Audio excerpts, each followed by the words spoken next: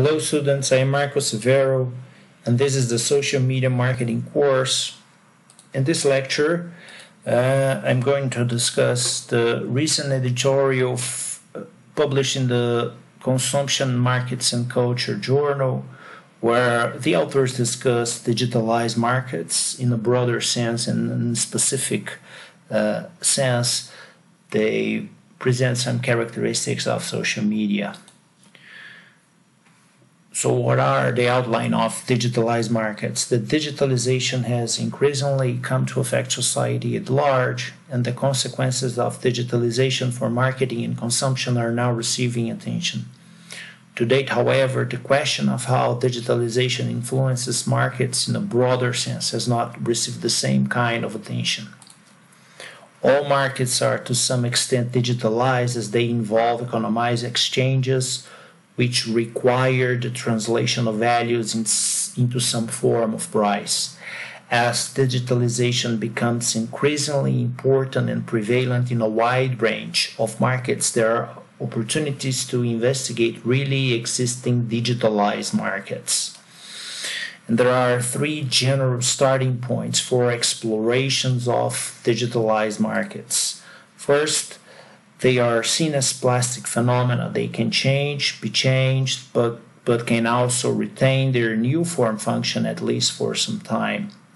Second, digitalization is approached as an ongoing transformation, which serves to highlight the processual aspect of digitalization rather than view digitalized markets as a single steady state. Third, the process of market digitalization is considered to be open-ended rather than predetermined, producing uncertain and unexpected outcomes that further underscore the importance of empirical exploitation. So they base their discussion and their characteristics of digitalized markets on these three general starting points. So according to them, the digitalization of markets can be conceived as comprising transformation of three main aspects of marketing. And the first, it changes the elements of markets, such as the actors, devices, objects, and places that constitute the stuff that markets are made of.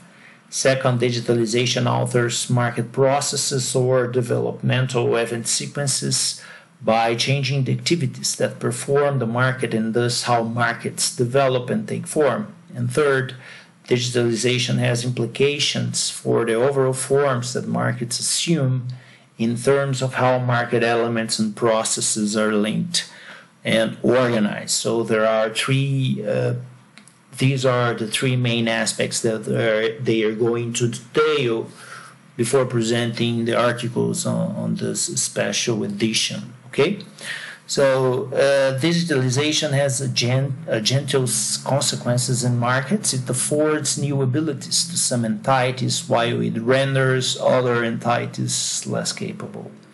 It causes a redistribution of influence over market outcomes, both between incumbent actor groups and between such incumbents and new groups of actors. The redistribution of agency has emancipatory and empowering effects, making it possible for previously disadvantaged actor groups to have a palpable influence on the markets they engage in.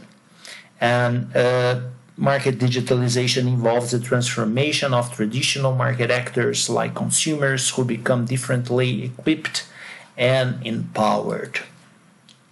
The digitalization of market processes refers both to a transformation of specific market activities and to the overall processes through which markets form and change. It implies an altering of traditional market activities and processes such as pricing, market exchange, and how markets are represented. On the other hand, digitalization of market processes brings new activities and processes into play. Examples include the ongoing datafication that is central to several of the studied processes of market digitalization and the specific cookification of online advertising. So market process and marketing process as a role and their elements are changing due to the digitalization characteristics and elements. The third aspect of digitalized markets concerns to overall forms that these markets assume and raises questions about the extent to which they are distinct from other types of markets. Both digital and analog markets coordinate economized exchanges between actors who are ascribed accountability for the exchanges that they enter into. That said, the actors that engage in these exchanges are differentially equipped. The objects of exchange differ, the way in which exchanges are realized differ, and etc. So in this sense, digital markets are no different from other markets. They also vary in character. So digital markets come with new forms of intermediation and new intermediaries, such as digital platforms. On the supply side, platform providers must, on the one hand, offer the same as everybody else to be attractive, but on the other, seek to differentiate themselves. On the demand side, platforms need to deliver key customer groups in order to be attractive to content providers. The shifting powers and new asymmetries created in digital markets may reduce customer buyer influence, despite the alleged freedom and in principle access that these markets offer.